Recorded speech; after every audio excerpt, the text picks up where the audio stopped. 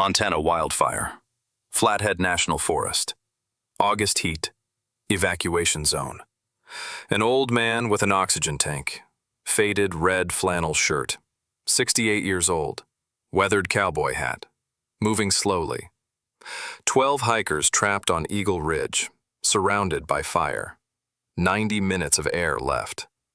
Young hotshot crew chief, 29, confident. "We can't reach them, too dangerous." The old man with the oxygen tank stepped forward. "There's an old firebreak. North face, from 1979, still accessible." The chief laughed.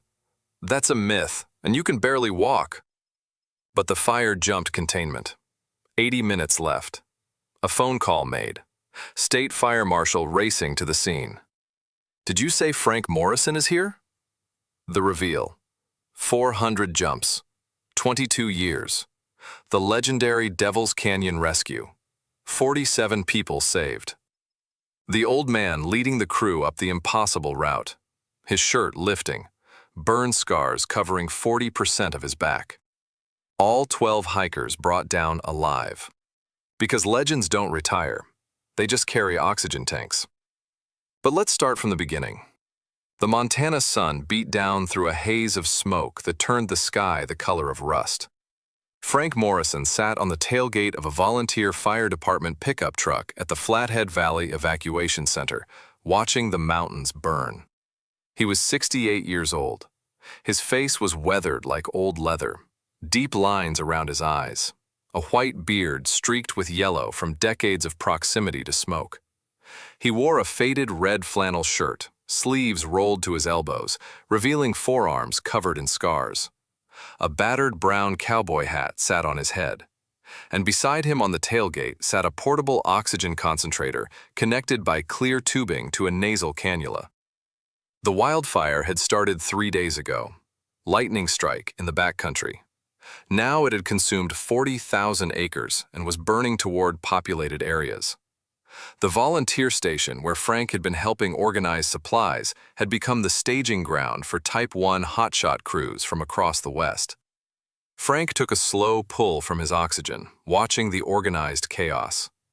Young firefighters in yellow Nomex gear moved with purpose. Radios crackled. Helicopters thundered overhead with water buckets. Everyone looked exhausted. Everyone looked determined. A voice crackled over the loudspeaker. "All personnel, we have a situation. 12 civilian hikers are trapped on Eagle Ridge. Fire has cut off all standard access routes. Repeat, 12 civilians trapped, surrounded by active fire." Frank's head came up. Eagle Ridge. He knew that ridge. Knew every trail, every rock face, every way up and down. He'd jumped fires on that mountain for 2 decades. A young man strode past. Jake Carson, 29 years old, crew chief of the Montana Hellraisers hotshot crew. He wore his Nomex like armor. His face was smudged with soot and set with the confidence of someone who had seen 3 fire seasons and thought he'd seen everything.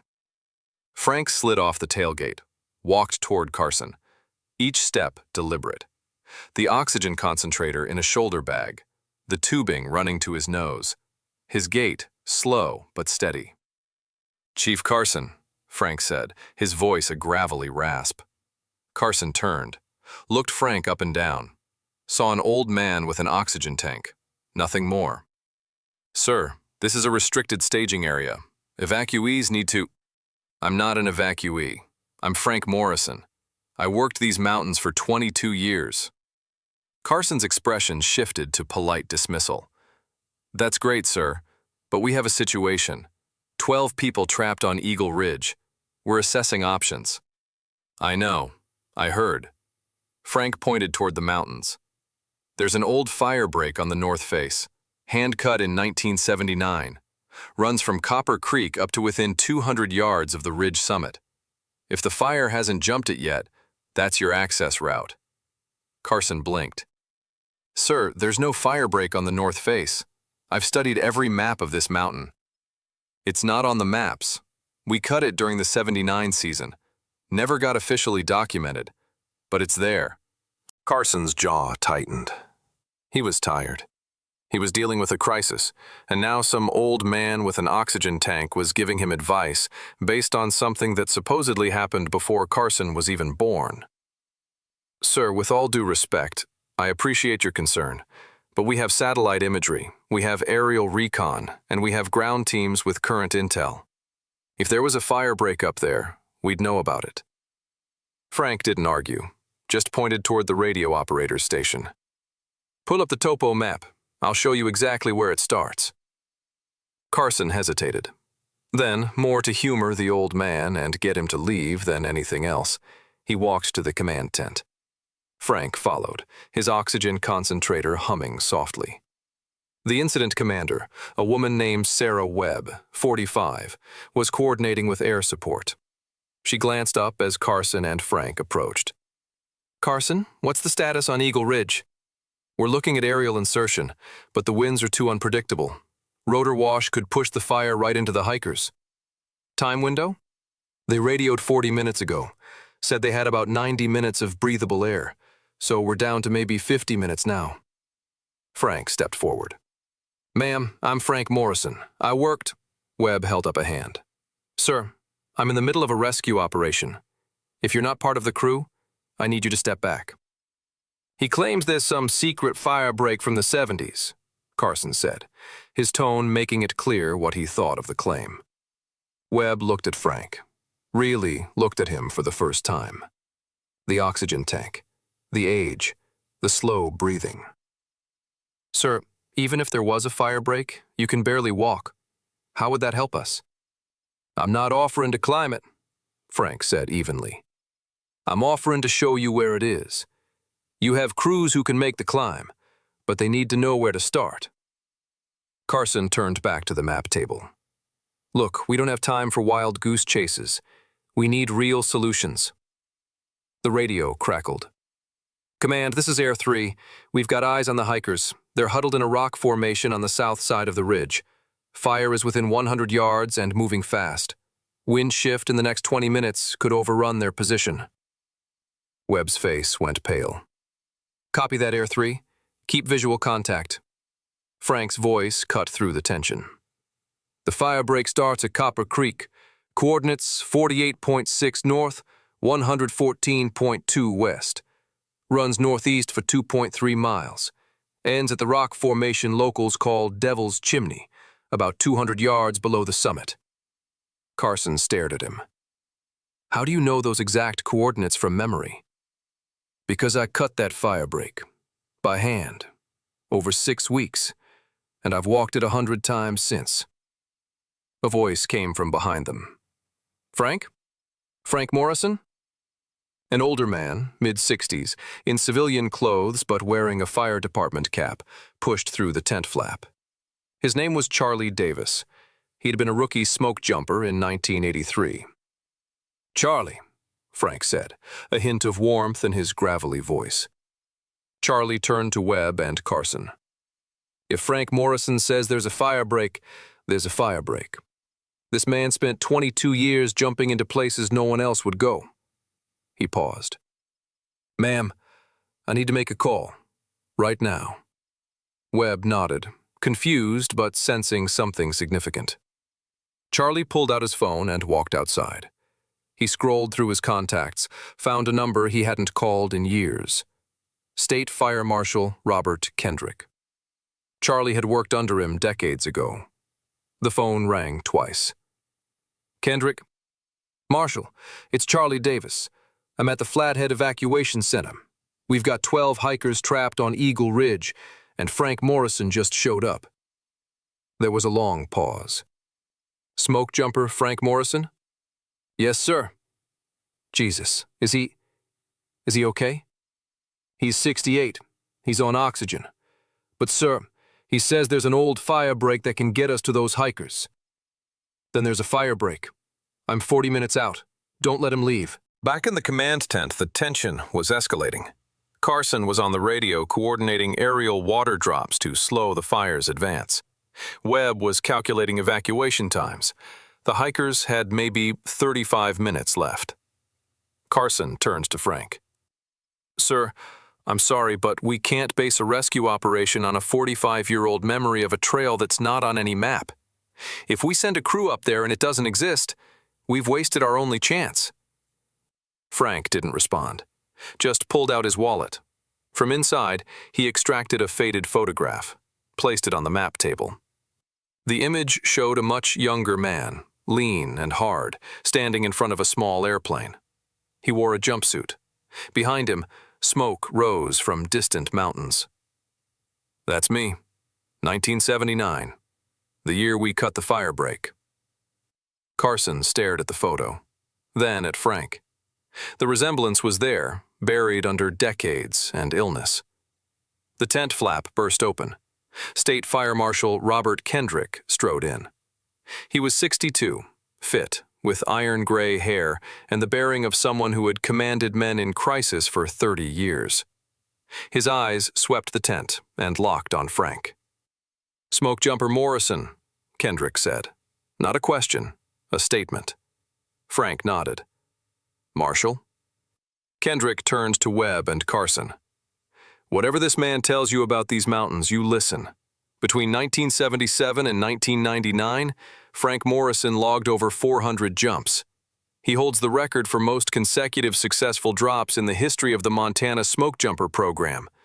And in 1983, during the Devil's Canyon fire, when an entire youth camping group was cut off, Frank led a ground team up a route everyone said was impossible. He brought out all 47 of them, every single one." Carson's face had gone from dismissive to stunned. Kendrick continued. "If Frank says there's a firebreak, I'll stake my career on it. Now, do we have time to argue, or do we have people to save?" Webb snapped into action. "Carson, get your crew. You're following Mr. Morrison's directions. Move now." 20 minutes later, 6 hotshots stood at the Copper Creek trailhead. Frank was with them, pointing at the terrain. "The firebreak starts 200 yards north of here. It's going to be overgrown, but the corridor is still there. 12-foot width. Follows the ridgeline." Carson, now fully committed, nodded. "Copy that.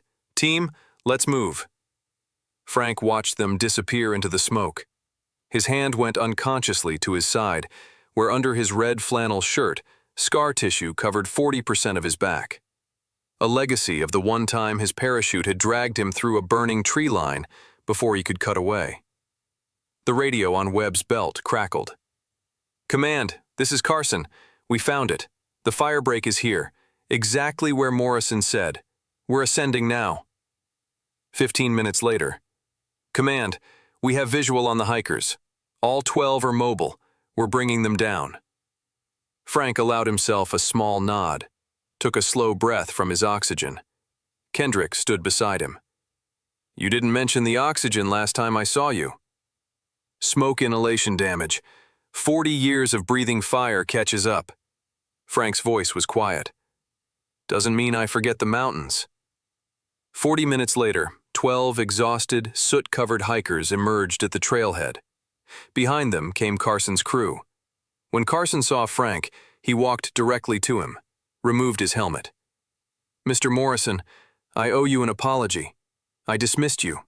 I was wrong. Those people are alive because you knew something I didn't."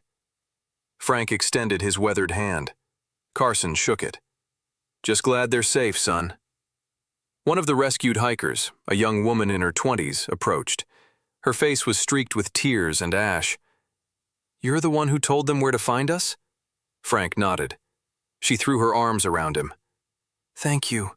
Thank you so much." Over the following weeks, as the fire was finally contained, Carson found himself thinking about Frank Morrison. About how close he'd come to ignoring the one person who could have saved those hikers. He did research, found old incident reports, newspaper clippings from 1983. Smokejumper hero saves 47 in Devil's Canyon miracle. The article described how Frank had led a ground team up a route through active fire, making multiple trips, refusing to leave until every single camper was accounted for. Carson found another detail. In 1985, Frank's parachute had malfunctioned during a jump. He'd been dragged through burning timber. 40% of his back had been burned. He'd spent 6 months in recovery, then gone back to jumping. He'd jumped for another 14 years before his lungs finally gave out. The oxygen tank wasn't weakness.